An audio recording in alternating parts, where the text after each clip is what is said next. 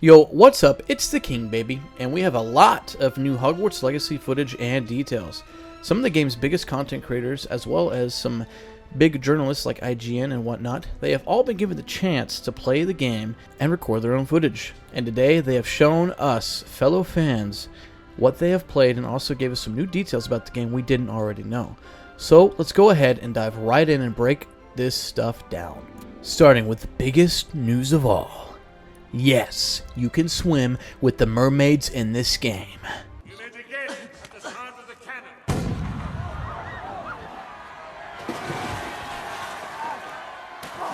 Come seek us where our voices sound.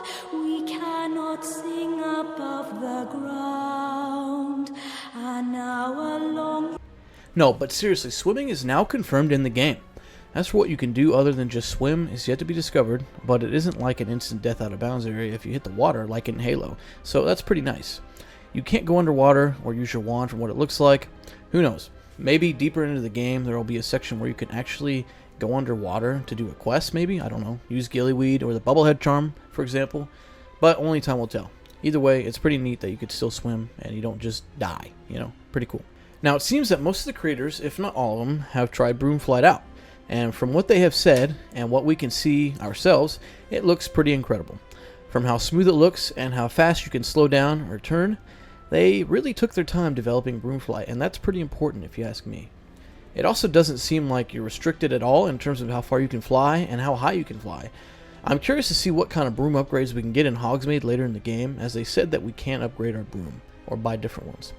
If I have one criticism though, it does look like we are kind of like a stiff cardboard box on that broom. I mean, if I'm being real here, I wish there was more animation, like maybe wiping the sweat off our forehead or kicking out our legs a little bit to try and get more comfortable. I don't know. Something different, right? Give us a little animation other than just, you know, like the only time we actually see our player move on the broom is when we speed up or we slow down or turn. And that's like barely anything. Like when we're just flying straight on, dead ahead, speeding up, like if you can see, our guy just kind of stares off, and he's just like, yep, yep, yep. And it's like, it's just a little awkward looking. I don't know. That's just me. I'm just being a little nitpicky. But anyway, it's really not that big a deal. Still, you know, overall, the Broomflight looks sick. We also see during the flight how massive and detailed Hogwarts really is. I mean, they absolutely freaking nailed it, man. The castle looks incredible. Plus, an added bonus, you can actually fly to the Quidditch pitch.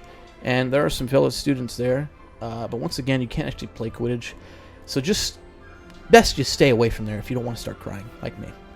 They also got to explore just a small section of Hogwarts, and wow, every single square foot in this castle, just in this one section, alone, looks perfectly well done, down to the smallest, minute detail. We got to see our character roam the halls, and as we can see, there are a lot of things that can catch your eye just in this section alone, like a student with something to tell you, talking portraits, or even this one quest here that requires you to fix a blacked out portrait by finding the missing butterfly and bringing it back, and it kind of gives you like a reward or something for your notebook, or I can't think of the term for it, but it's your key to basically surviving Hogwarts and learning stuff and whatnot, so it's pretty important.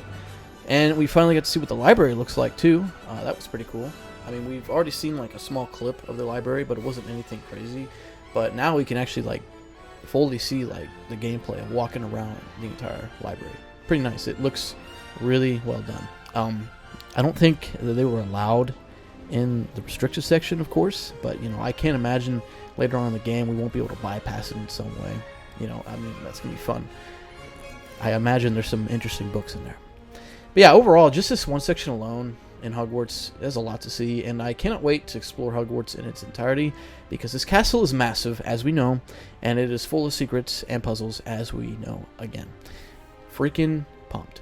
And finally, they were shown a main quest in the game, about level 20, a little further in the game, where we as the player are invading a poacher site, it looks like, that have dragons, and they are fighting each other.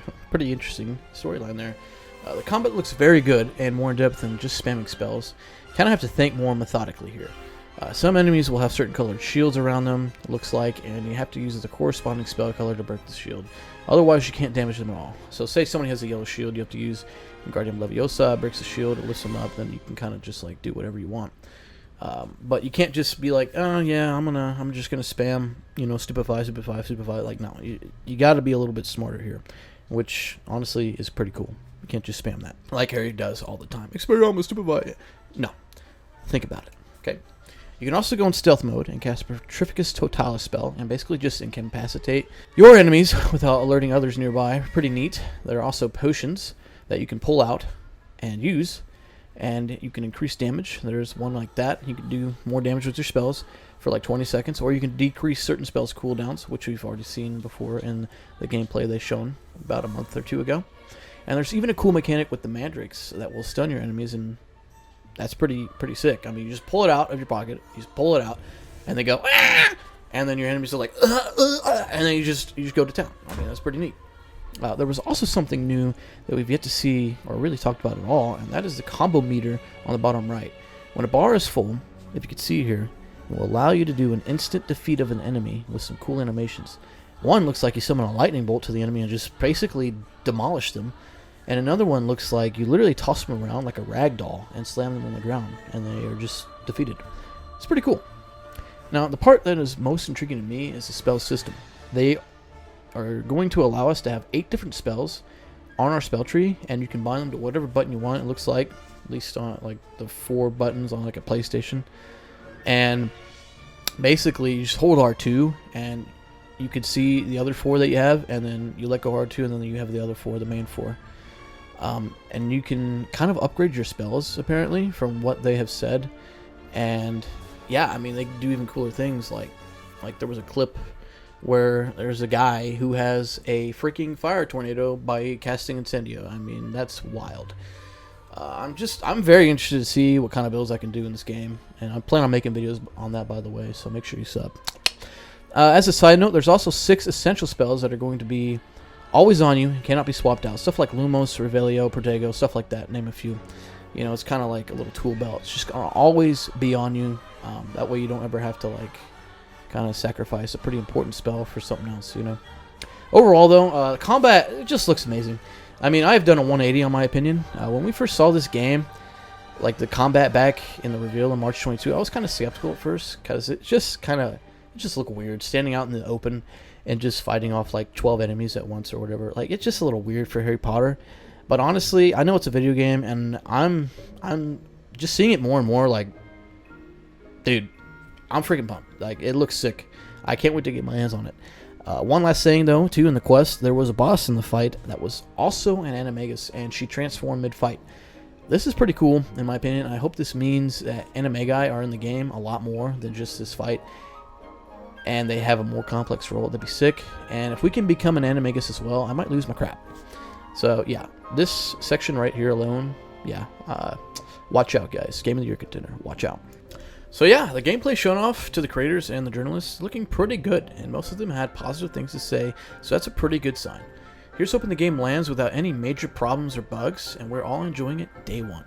So if you like this video, make sure to like, comment, and subscribe for more content. I'll be making Hogwarts Legacy videos myself, probably doing some tip videos, puzzle videos, maybe even some build videos. I don't know. Whatever I feel like. How about that? Just really depends. This game is going to be massive, and I can only imagine the amount of content I can make on this channel from this game alone. So go ahead and sub now. We're only at just the beginning. Until next time, the king is out, baby.